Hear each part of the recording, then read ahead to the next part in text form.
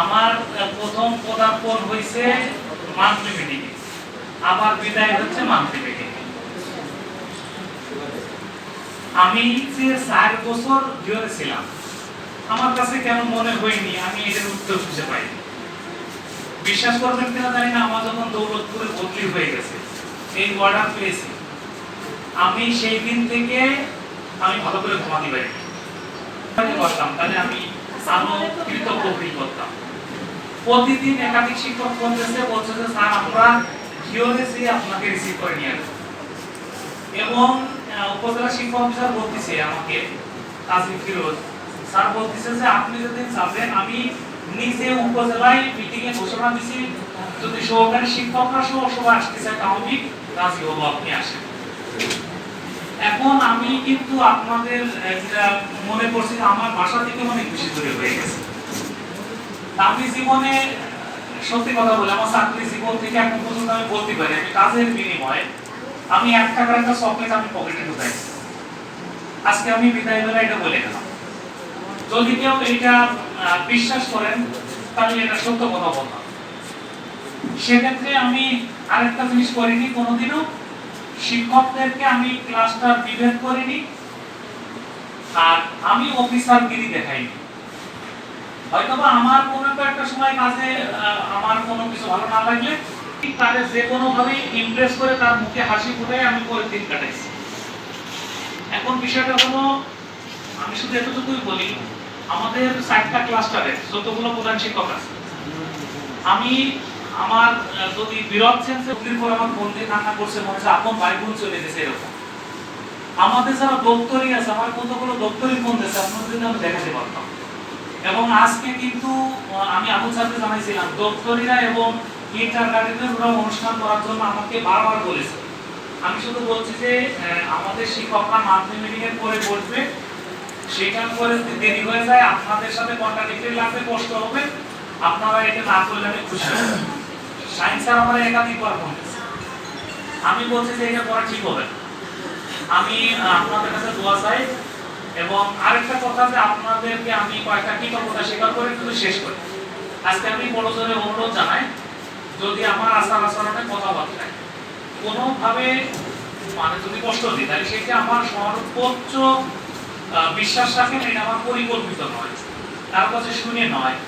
এটা আপনি পরিবেশ পরিস্থিতিতে আপনাকে ভালো রাখার স্বার্থে অথবা আমার একটা ছোট্ট ছায়া তলে রেখে যাতে অন্যদের থেকে সেভ করতে পারি, এই সময় অনেক কিছু বলছি।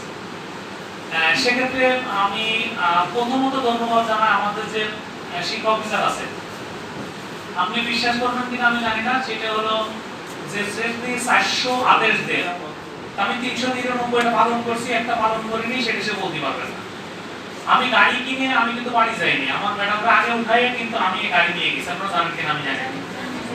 আমি বলছি যে যদি স্যার বিদায় নেয় আমাকে আপনারা বলেন, আমার গাড়িতে করে আমি স্যারকে বাসায় পৌঁছে দিয়ে আসতে চাই। আর বিশ্বাস হলো আপনাদের আমি এতটুকু বলি, আমি কতটা আন্তরিক সেটা প্রমাণিত হবে যদি আপনারা আমার খোঁজ খবর নেন বা দুহারে যান করে। আপনারা মইনট ঘাট আছে, মা ঘাট আছে, যদি কোনোদিন যাওয়ার পরে আপনারা যদি আমার সহযোগিতা বা সেই আন্তরিকতা না পান, তাহলে বলবেন যে স্যার পরিবর্তন হয়েছে। সেটা আমি মুখে এখন বলাটা সুন্দর দেখা যাবে, পরিবর্তন হইলেও আমি বলে রাখলাম যে আপনারা আরো বর্তমান সময়ের থেকে আরো বেশি পাবেন।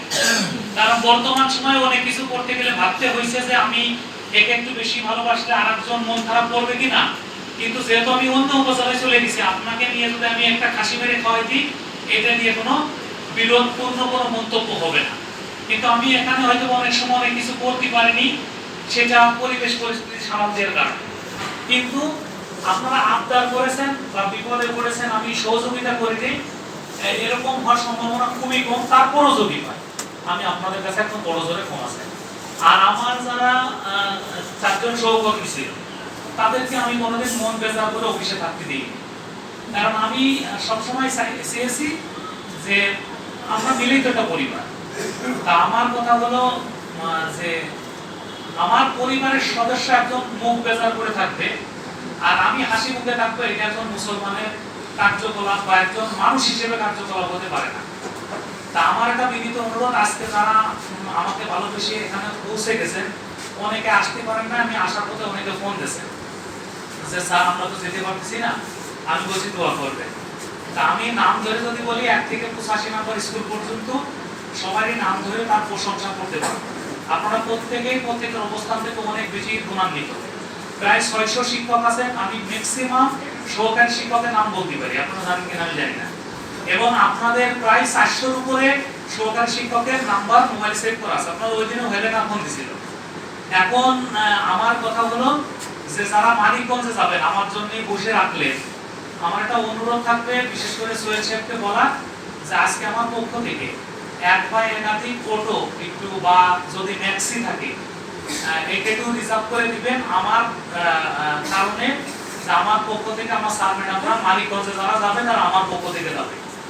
আর বিষয়কে বলে রাখছি আমার যারা সহকর্মী আছে টিও ম্যাডাম সহ তাদেরকে সবাইকে আমার গাড়িতে আগে নিয়ে আসবে। আমি ব্যক্তি জীবনে কোনো সময় আপনাদেরকে কষ্ট দিতে চাইনি।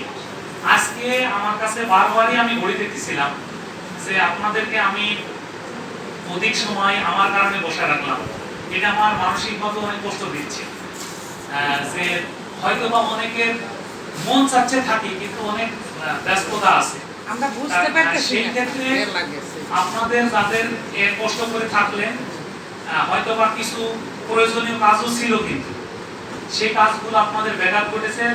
আমি আজকে ঈশান নামাজ পড়ি, আমি সালাতুল আততের 2 রাকাত নামাজ পড়ে আল্লাহর কাছে দোয়া করব, যেহেতু আমি এখান থেকে বিদায় নিয়ে যাচ্ছি, আপনাদের আল্লাহ যেন ছোটখাটো যে বিপদগুলো দিতে আসন্ন ছিল সেগুলো থেকে আপনাদেরকে বিপদ মুক্ত রাখে, এবং আপনাদের ব্যক্তি জীবন, পারিবারিক জীবন এবং আপনাদের চাকরি জীবনে আপনারা খুব ভালো থাকবেন। আমার কাছে মনে হয় যে যদি সারাদিন ব্যাপীও আমরা একটা প্রোগ্রাম করতাম, আমি সব সারাদের মুখ থেকে দূরে করে কথা শুনতে পারতাম, তাহলে আমার এইসব পুরস্কারের থেকে আমার কাছে সেটা সবচেয়ে বড় প্রাপ্তি ছিল। সত্যি করে বলে আমার আপনাদের কাছ থেকে সত্যি কথা বলি, আপনাদের কাছ থেকে আমি ভালোবাসাটাই বেশি চাই। কোনোদিন আমি এরকম চাইনি যে আপনারা, আমি সভাপতি বলে আমার কাজের বিনিময়ে বা কোনো কিছু নিয়ে আপনারা কিছু গিফট করেন, এটা আমি কোনো সময় আশা করিনি, এটা আপনারা প্রমাণ। বরঞ্চ আজকে যারা কথা বলেছেন তাদেরকে ধন্যবাদ। অনেকে কিন্তু বলতে চেয়েছেন, অনেকে মেসেজ পাঠাইছেন এখানে বসে থেকে যে স্যার আমি বক্তব্য দিতে পারিনি, এটা হলো আমার মনের কথা, আমি ওইগুলো পড়তেছিলাম কিছু সময় বসে, এখানে থেকেই কিন্তু আমাকে পাঠানো হয়েছে। আর একটা কথা হলে আমার মনে হয় 100-র উপরে ফোন গেছে বদলির পরে আপনাদের ভিউর থেকে। আমি এখনো মাঝে মাঝে কথা বলতে গেলে দুয়ারের বদলে ঘিওর বলে ফেলি, লিখতে যে দুয়ারের জায়গায় ঘিওর লিখে ফেলছি। আমি তাদেরকে বলছি এটা আপনারা ক্ষমা সুন্দর দৃষ্টিতে দেখবেন, ওরা আমার আত্মার আত্মীয় হয়ে গেছে। একটা লাস্ট কথা বলি, সবসময় যে রক্তের সম্পর্কই আত্মীয় হয় সেটা না, আত্মার সম্পর্কই বড় আত্মীয়। আপনাদেরকে আমি আত্মায় অবস্থান দিয়েছি, আপনারা বিশ্বাস করেন বা না করেন, আপনাদেরকে আমি সর্বোচ্চ সম্মানিত রাখার চেষ্টা করেছি। আমি মন থেকে আল্লাহর কাছে দোয়া করি যে আপনারা ভালো থাকেন। আর যদি কোনোদিন আমাকে প্রয়োজন হয়, আমি কিন্তু এখন ডিডি অফিসের অধিদপ্তরের সাথে আমার কিন্তু ডিপি অফিস, আপনারা যখন মানিকগঞ্জে কোনো কাজে যান আর আমার অধিদপ্তরের সাথে হলো আমার অফিস, যদি কখনো কোনো কাজে যান ওখানে বা কোনো প্রয়োজন আমাকে মনে হয় ম্যাডামের বাসার কাছে, তাহলে আমাকে বললে আমি যাব। লাস্ট একটা কথা বলে যায়, সেটা হচ্ছে সকলের দোয়া না থাকলে আর আমার এরকম সহকর্মী না পেলে আল্লাহ আমাকে দৌলতপুরের মতো জায়গা থেকে মিনিমাম 5 লক্ষ টাকা লাগে ঢাকা ঢুকতে, সেখানে আমাকে বিনামূল্যে বিনা পরিশ্রমে আমাকে আল্লাহ পাক ঢাকা নিয়ে গেছে। এটা আপনাদের দোয়া এবং ভালোবাসার ফসল। আল্লাহ আপনাদেরকে ভালো রাখুন, দোয়া করবেন আমি যেন পারিবারিক জীবনে এবং চাকরির জীবনে ভালো থাকি এবং আপনাদেরকে সারা জীবন মনে রাখবো।